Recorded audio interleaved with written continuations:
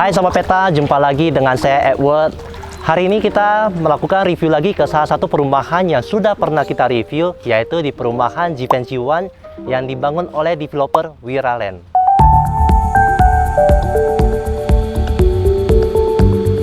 Bagi yang belum tahu lokasinya Givenchy One ini terletak di Jalan Gaperta Ujung yang bisa diakses dari Jalan Ring Road ataupun Jalan Sumarsono. Bisa juga diakses dari Tol Helvetia yang hanya sekitaran 10 menit. Dan di Givenchy One ini memiliki berbagai fasilitas, mulai dari ada danau, gazebo tempat berkumpul untuk warga, ada juga kolam renang, tempat bermain anak, security 24 jam, dan ada masih banyak lagi yang lain.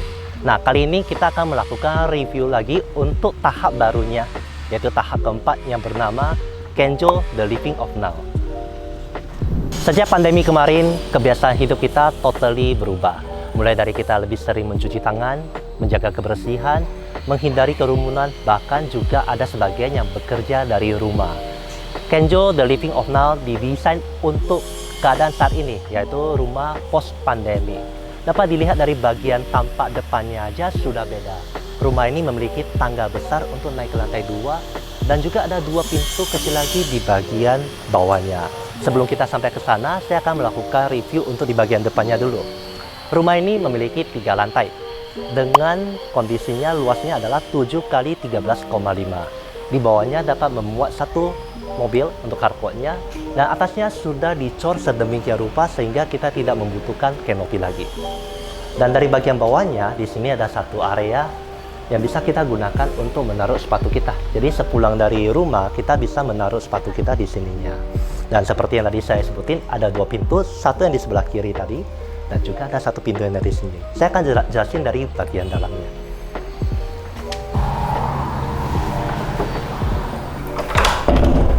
Hal pertama yang saat kita lakukan begitu kita pulang ke rumah sekarang adalah mencuci tangan atau mengganti baju kita. Dan begitu kita sampai di lantai 1 masuk ke dalam ruangan, yang pertama kita temui ada 1 kamar mandi di sebelah kiri saya, yaitu di bagian depannya. Di sini ada 1 untuk shower, kita bisa mandi, ada juga kloset, wastafel untuk mencuci tangan, dan mendapatkan pencahayaan dari sebelah sudut sana, sehingga kamar mandi ini masih dapat penerangan dari bagian depan.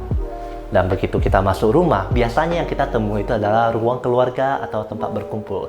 Tapi di Kenjo ini lain. Yang kita dapati adalah 1 private office. Jadi, dimana kalau kita misalnya kita bekerja dari rumah dan kita ingin menerima tamu dari luar, tentunya biasanya kita khawatir tamu tersebut belum dalam kondisi bersih, sehingga jika bergabung dengan keluarga kita, apalagi kita memiliki anak, itu agaknya rasanya kurang tepat. Di sini tentunya dibuat sedemikian rupa, terbebas dari ruang keluarga. Ini adalah private office, dapat kita gunakan untuk menerima tamu ataupun bekerja di sini, dan ruangannya cukup luas di sininya. Dan kemudian di sini ada 1 area, yaitu untuk area ke tempat service area atau tempat asisten rumah tangga. Ini adalah tangga untuk naik ke lantai 2, nanti kita akan bahas. Dan ini adalah 1 akses lagi untuk kembali ke depan. Tempat ini bisa digunakan untuk asisten rumah tangga. Jadi misalnya, jika kita memiliki asisten rumah tangga, dapat mengakses dari pintu ini. Jadi tidak mengganggu tamu yang datang berkunjung. Dan di sini juga sama, memiliki 1 kamar mandi. Jadi asisten rumah tangga begitu sampai di rumah, dapat bersih-bersih terlebih dulu. Bahkan belanjaannya bisa taruh di area sininya.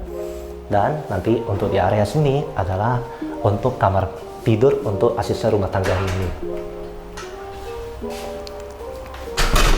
Dan untuk di belakang sini adalah 1 area belakang, boleh dibilang sebagai area penambahan di bagian belakang yang bisa mendapatkan pencahayaan dari bagian skylight. Tempat ini bisa digunakan tempat apakah untuk mencuci pakaian atau menjemur sementara di area sininya. Ini yang di lantai 1, kita akan melihat ke bagian utamanya di lantai 2. Begitu kita sampai di lantai 2, kita akan dapati 1 tangga untuk naik ke lantai 3 di sebelah kanan saya. Dan di sebelah kiri saya adalah 1 kamar mandi yang bisa digunakan untuk anggota keluarga di sininya. Lantai 2 merupakan ruang utama dari rumah ini karena merupakan perpaduan antara ruang dapur, ruang makan, dan juga ruang keluarga. Di depan saya ini adalah 1 ruang makan yang bisa memuat 4-6 orang, mendapatkan pencahayaan dari bagian belakang. Jadi di atas lantai 3 ini ada 1 skylight lagi. Untuk dapurnya berbentuk letter L, bisa kita memuat untuk tempat masak, tempat mencuci piring, dan juga di sini ada microwave, dispenser, dan kita bisa menaruh kulkas di area sininya. Dan satu yang paling besar areanya adalah untuk ruang keluarga. Kita bisa bersantai di sini bersama anggota keluarga kita sambil menonton TV, dan tentunya kita mendapatkan pencahayaan dari bagian depannya. Dan menariknya ada satu tempat lagi di belakang sini. Tempat ini bisa kita gunakan sebagai tempat entah mau dijadikan focus room atau tempat productive area, karena di sini kita bisa juga membuat menjadi tempat hobi. Buat Anda yang memiliki hobi bisa kerjakan di area sininya. Jadi tadi yang di bawah boleh digunakan tempat kerja, atas sini bisa kita gunakan sebagai tempat hobi. Dan ini adalah tempat area balkon. Dan untuk sebelum kita ke balkon, ada satu step di sini yang bisa kita gunakan. Bahkan kalau kita mau duduk sore bersantai hanya untuk ngopi, baca buku, tentunya juga sangat maksimal. Kita akan lihat ke bagian balkoninya. Nah, di sini adalah untuk area balkoninya. Jadi di area balkoni ini kita bisa melihat ke pemandangan kompleks untuk tahap 4-nya. Tepat di bagian bawah balkoni ini sebenarnya adalah bagian carport. Nah, sekarang saya akan tunjukkan tangga yang naik ke lantai 2 itu posisinya di mana.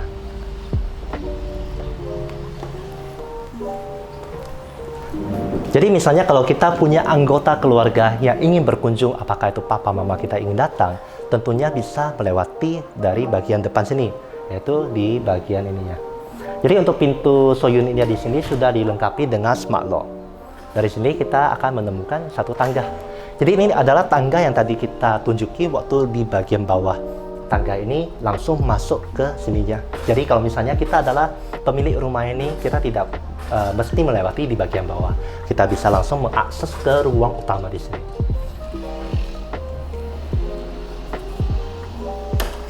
Ini yang di lantai 2, kita akan lanjut untuk melihat ke lantai 3-nya. Di lantai 2 menuju ke lantai 3, kita akan menemukan satu ceiling yang sangat tinggi. Dari lantai sini ke atasnya itu hampir mencapai 5 meter, sehingga terkesan ruangan ini terasa lebih mewah. Nah, kita akan melihat langsung ke lantai 3-nya. Jadi penasaran untuk kamar tidurnya ada di mana? Kamar tidurnya terletak di lantai 3. Kamar tidurnya ada 2 dengan ada kamar mandi di dalamnya. Di depan sini adalah untuk master bedroom. Di sebelah kanan saya adalah kamar tidur untuk anak-anak. Ya, yang di tempat sini adalah kamar tidur anak-anak. Kita dapat memuat satu lemari atau satu meja belajar juga, serta di sini kita bisa memuat spring bed mungkin ukuran queen size, ataupun kita bisa memuat untuk 2 level begini ya. Jadi satu di bawah, satu lagi di atasnya.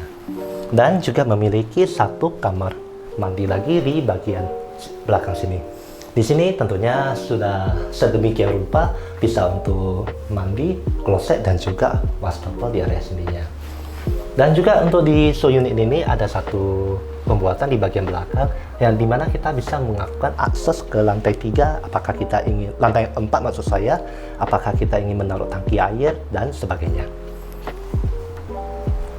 Nah, sekarang kita akan melihat ke master bedroom untuk kepala keluarga yang tinggal di rumah ini. Nah, sekarang kita berada di master bedroomnya di lantai 3 bagian depan. Dengan luas master bedroomnya sekitaran 7 kali 5. Di sini dapat kita memuat satu spring bed ukuran king size dan juga ada natas di kiri kanannya. Pencahayaan bisa dari bagian depan jendela serta juga ada balkoni di bagian depan juga. Nah, di sini kita bisa memuat satu TV dengan di bagian belakangnya adalah lemari. Tempat di sini kita bisa gunakan bersantai. Jadi kalau kita ada gunakan atau tidak balkoninya, kita masih bisa duduk bersantai, membaca buku, melihat ke handphone untuk di area tempat sininya. Dan tempat di belakang saya adalah tempat untuk meja rias. Jadi tentunya pasti bagi istri, perempuan tentunya suka area tempat sini dengan pencahayaan juga dari bagian depannya sini. Dan ini adalah untuk area lemari bajunya. Lemari bajunya menarik. Ada 2 sisi di sebelah kiri dan kanan. Mungkin sebelah kiri bisa cocok untuk istri, sebelah kanan untuk suaminya. Tepat di sebelah kiri saya lagi adalah untuk kamar mandinya.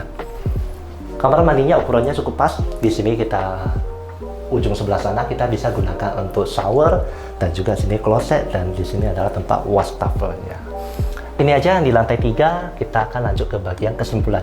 Salah satu keunikan dari tipe Kenzo ini adalah konsepnya. Konsepnya benar-benar didesain buat seperti post-pandemic house, yang dimana kita memang lebih mengutamakan kebersihan, kenyamanan untuk penghuni di rumah ini.